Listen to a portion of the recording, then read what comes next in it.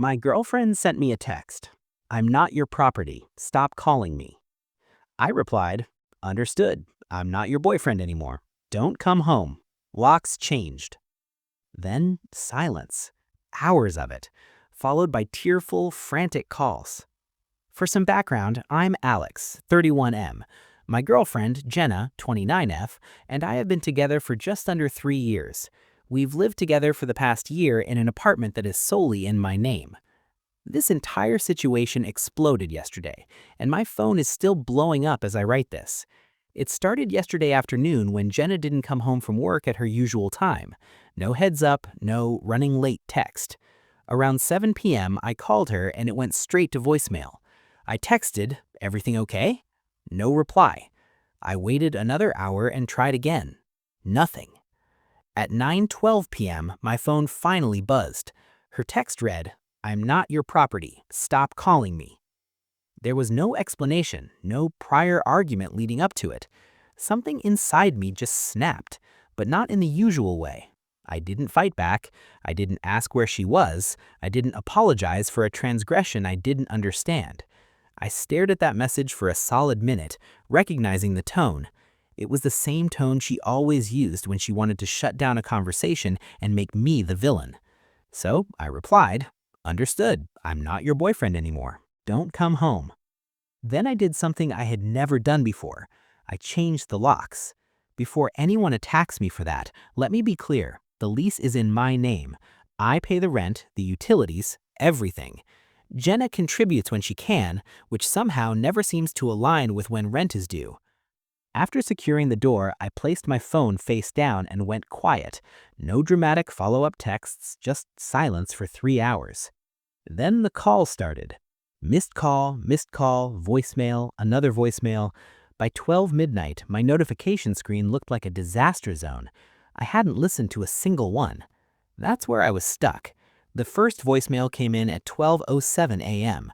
I didn't need to listen to know the arc. Anger, disbelief, panic, then tears. Jenna never skips a step. By 12:30 a.m., I had 11 missed calls and 4 voicemails. Her texts began shifting tone as well. Alex, this isn't funny. You're being dramatic. Open the door right now. I stayed quiet. This wasn't me playing games. This was me finally taking her at her word. She said she wasn't my property. Fine. Property implies access, privilege, and a shared space. You don't get those things without respect. Around 1 a.m., I heard pounding on the door.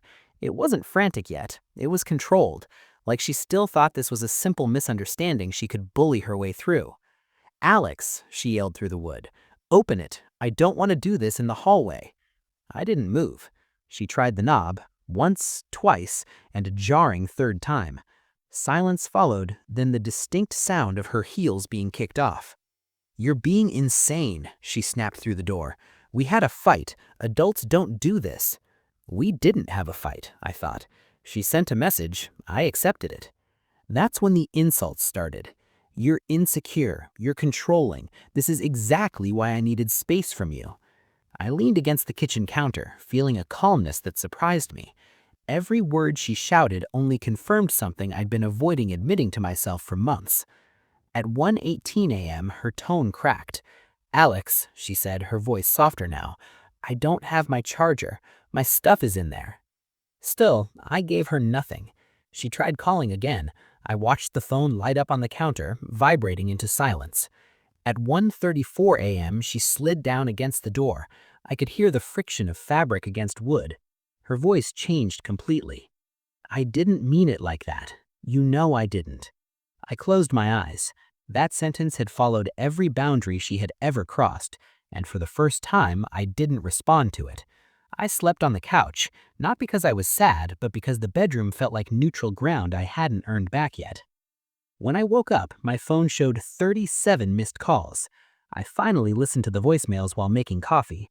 The first 2 were pure rage. The next 3 were disbelief. By the 6th, her voice had dropped an octave, slowing down as if she were suddenly choosing her words very carefully. Alex, please, I'm exhausted. I haven't slept. I just want to grab some clothes and my laptop. That one was reasonable, carefully crafted. No accusations, no blame, just logistics. I replied with one sentence. We can arrange a time later with someone present. Her typing bubble appeared immediately, vanished, then reappeared. So you don't trust me now? I stared at the screen, feeling strangely detached. This wasn't about trust. Trust assumes mutual good faith. What we had was a pattern. I trust patterns. I typed back, not promises. That was the last message I sent. By mid-afternoon, she showed up again, this time alone. No friend, no backup, just her standing in the hallway with red eyes and shaking hands. I just need my laptop. Please, I have work. I hesitated, not doubting myself, but because this was the first request that wasn't about us. It was practical. Leave, I'll bring it down. I put the chain back on, grabbed the laptop, and opened the door just enough to slide it out. Our fingers didn't touch. She looked up at me like she was seeing me for the first time. You're really not coming back from this, are you? I shook my head. Neither are you. She opened her mouth to argue, then stopped. Her shoulders slumped. That was the moment the fight ended, not with yelling, but with acceptance. I spent that evening boxing up her things, not dramatically, but methodically. Clothes folded, shoes paired, toiletries sealed. I realized how much space she'd taken up, physically and mentally. Entire drawers I never used because they were hers. Shelves I wasn't allowed to touch because she had an aesthetic. Around 8 p.m., my phone buzzed again. A new number. Alex, it's Jenna. Please don't hang up. I didn't reply. Another message followed almost immediately. I'm not angry anymore. I just need to understand how it got this far. That one annoyed me, not because she wanted understanding, but because she was pretending this was sudden. At 9:15 p.m., she tried FaceTime. Declined. Then came the longest message yet. Paragraphs. Apologies mixed with blame. I was overwhelmed. You took it too literally. I never thought you'd actually leave. That last sentence sat heavy. She never thought I'd leave. I realized then how safe she'd felt treating me like an option, how confident she was that no matter what she said, no matter how dismissive or cruel, I'd still be there calling, apologizing, keeping the lights on. I sent one line. I meant what I said. Please stop contacting me. The typing bubble appeared, stayed, then disappeared, then nothing. For the first time since this started, there were no calls, no knocks, no texts, just quiet. And in that quiet, I felt something I hadn't expected. Relief. Yesterday was the first day no one tried to reach me.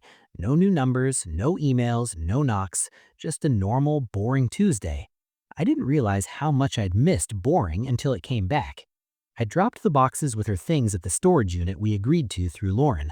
I didn't see Jenna. That felt intentional on both sides.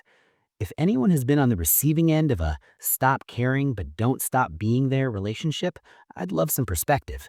I'm not looking for validation, just sanity, because right now, the quiet feels earned.